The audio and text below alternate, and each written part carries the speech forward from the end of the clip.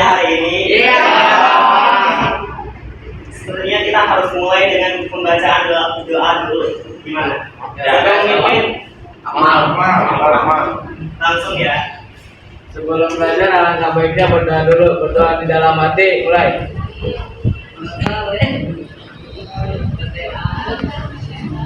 Berdoa selesai. Beri salam. Assalamualaikum warahmatullahi wabarakatuh. Waalaikumsalam warahmatullahi wabarakatuh.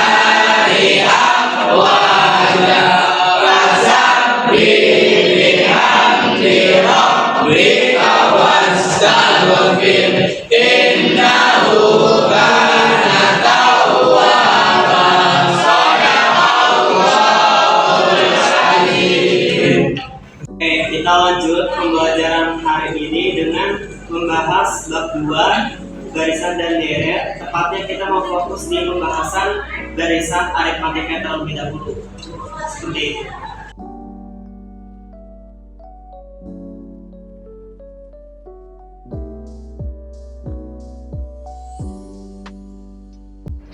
Oke teman-teman semua, di sini izinkan saya untuk menjelaskan materi barisan aritmatika. Nah, kita harus tahu dulu definisi apa itu barisan dan apa itu aritmatika. Nah, barisan merupakan sekumpulan angka yang berkumpul, tapi bukan asal-asalan, dan diurutkan atau dibariskan dengan urutan yang tertentu. Jadi sekumpulan angkanya itu nggak asal-asalan aja, dan urutan atau barisannya itu juga nggak asal-asalan. Ada sistem yang mengaturnya seperti itu. Contohnya, sekumpulan angka ini diurutkan atau dibariskan menjadi angka 1, 3, 5, 7, 9. Nah, barisan ini merupakan barisan aritmatika. Hal ini dikarenakan definisi dari pola barisan itu sendiri. Definisinya itu, kalau untuk barisan identiknya ada koma yang memisahkan antara bilangan yang satu dengan bilangan lainnya, seperti itu. Dan kemudian, kenapa barisan ini bisa dikatakan sebagai barisan aritmatika? Kita lanjut ke definisi aritmatika. Nah, aritmatika itu suatu sistem pada barisan yang ada dengan sistemnya penjumlahan atau pengurangan pada barisan tersebut. Jadi, kalian tahu pola nggak? Kalau pola itu pasti ada solusi atau ada pemecahan pola. Pola itu yang dibentuk untuk merumuskan suatu masalah. Kemudian kalau kita tahu polanya itu apa, kita bisa memecahkan masalah di pola soal itu. Sejatinya ilmu matematika itu seperti itu. Jadi kita harus tahu pola soalnya dan bagaimana kita menyelesaikan pola pada soal tersebut. Nah, pola di barisan aritmatika ini itu plus dan minus, pertambahan dan pengurangan. Jadi kita langsung ke rumus beda. Beda ini merupakan hasil representasi dari pola plus dan minus. Lihat, ini kan U itu berarti suku kedua 3, suku pertamanya ke 1. Jadi suku kedua 3 kita substitusi, 3 dikurangi dengan 1 sama dengan 2. Nah, 2 ini merupakan hasil dari pola ini. Pola plus dan minus diaplikasikan atau direpresentasikan ke dalam rumus beda atau selisih. Kemudian beda selisih ini menjadi patokan kita untuk menyelesaikan soal seperti ini, barisan aritmatika. Nah, bilangan hasil ini dikatakan sebagai bilangan tetap yang dapat kita gunakan untuk meneruskan bilangan-bilangan lainnya yang mau kita ketahui. Seperti kita kan mau tahu nih, 2 ini merupakan hasil dari permasalahan polanya. Tinggal ditambahin aja untuk menemukannya. Kalau kurang kita jalani sesuai hasilnya. Ini kan positif, jadi hasilnya kita positifkan. 1, 3, 5, semua itu bisa kita terus mencari nilainya dengan pola 2. Seperti itu. Kemudian dalam matematika kan masalah itu gak sesimpel yang seperti saat ini, gak sesimpel ini. Jadi ketika suatu masalah membesar atau semakin kompleks sebuah masalah itu, maka perlu solusi baru atau solusi lain yang dapat menjadi jawaban atas masalah kompleks ini. Nah, dibuatlah rumus ini. Rumus ini itu merupakan pengembangan atau peningkatan dari rumus ini. Jadi pola yang satu ini tuh nggak bisa kita gunakan untuk setiap masalah di MTK. Maka dari itu orang dulu berpikir bahwa harus ada solusi lain atau pola lain untuk menjawab masalah-masalah lain yang lebih kompleks seperti itu. Nah, rumusnya kita bedah. UN itu sekutu N. Sekutu N, jadi N ini merupakan suatu nilai yang diinginkan oleh sang pembuat masalah, yaitu soalnya misal kita mau mencari suku ke-6 dari barisan ini. Nah, gimana cara simpelnya agar masalah ini nggak harus kita satu-satu ditambahin 2, tapi ada rumusnya seperti itu. Jadi ada pola baru untuk menyimpulkan atau meringkas metode yang lumayan ribet atau unik seperti itu. Oke, lanjut ya. Nah, ini pada pengaplikasiannya sama. A-nya ada, B-nya ada. Yang beda itu hanyalah N.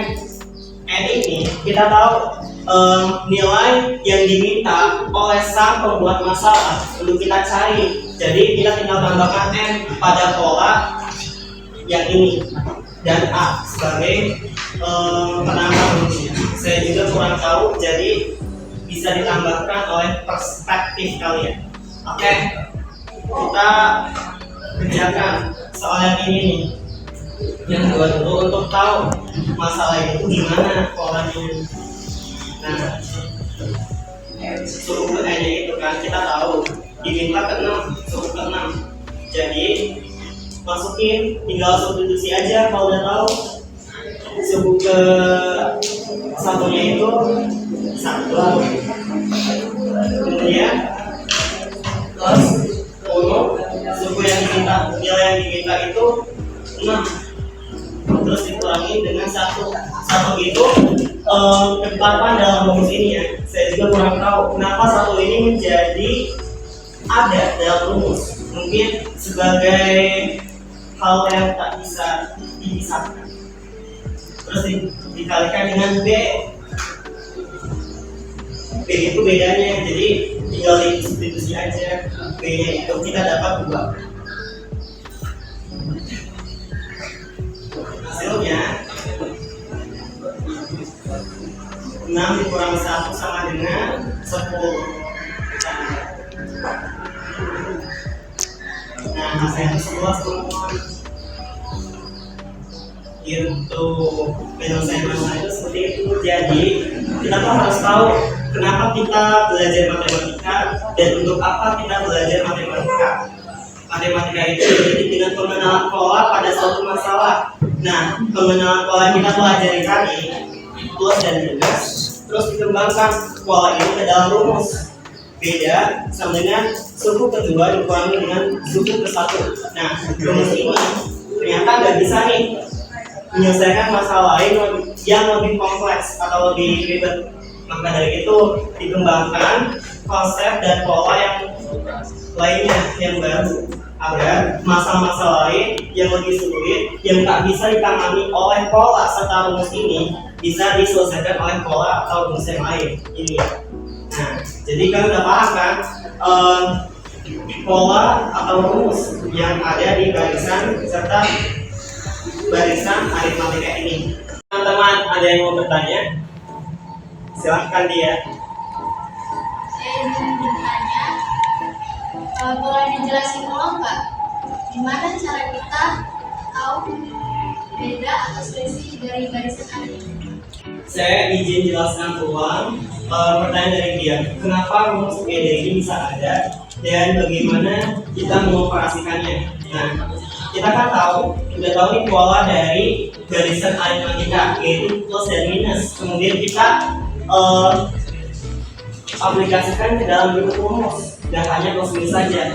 Jadi rumusnya itu beda dalam pengaplikasian plus dan minus. Nah, B ini beda atau selisih. Kemudian ini U2 ini merupakan suku kedua. Penyelesaiannya seperti itu.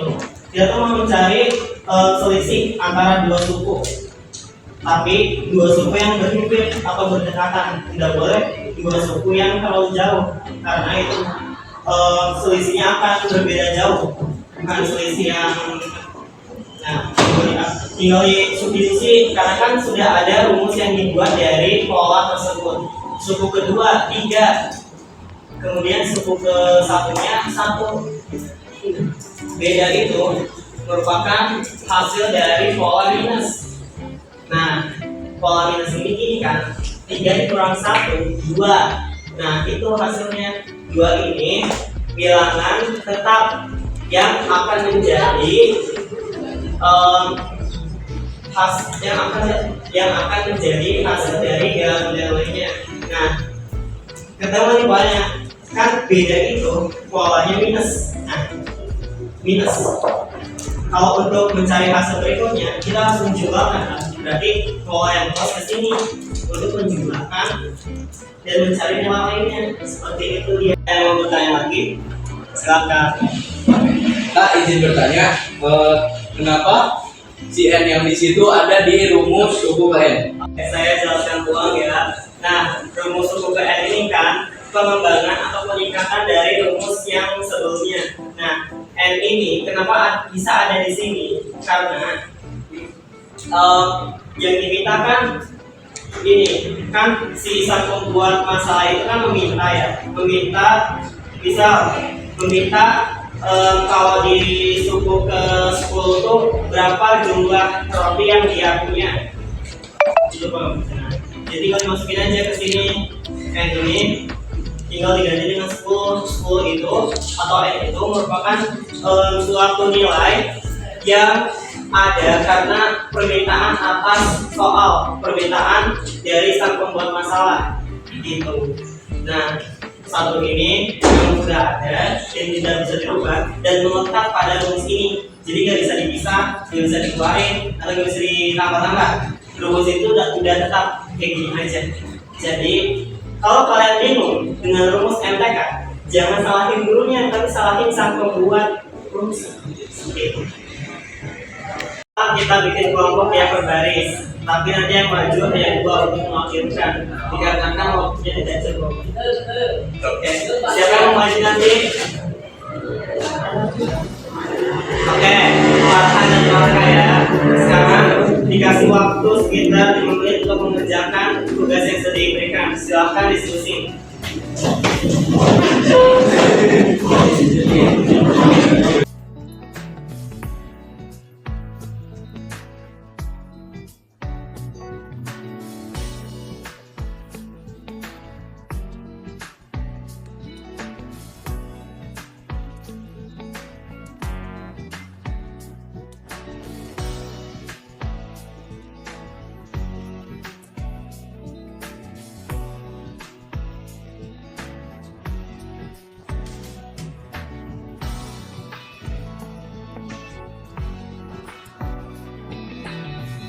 Teman-teman, saya akan menjawab dari soal yang diberikan oleh kakak ujian.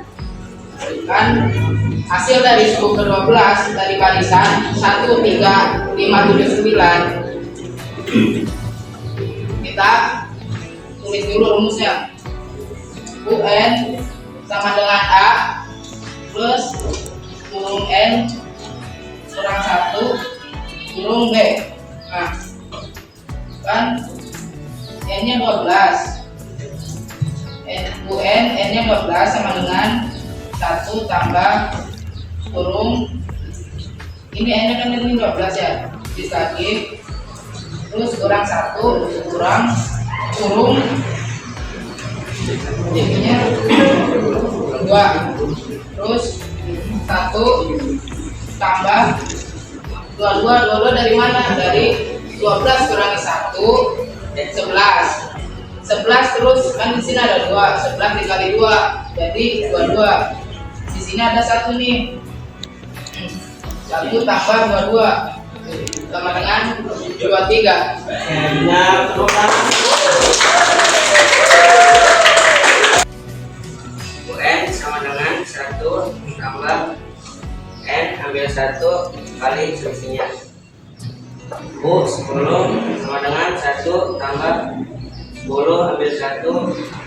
2. Suku ke-10 sama dengan 1 tambah 10 ambil 1 kali 2.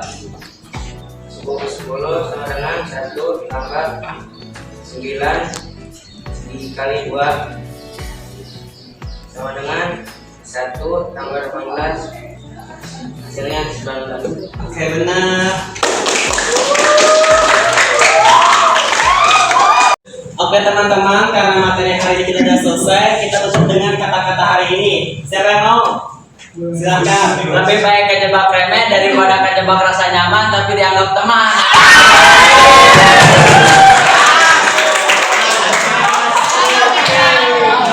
Bang, agak baiknya baca doa dulu. Baca doa dalam hati, mulai. Baca doa selesai. Beri salam.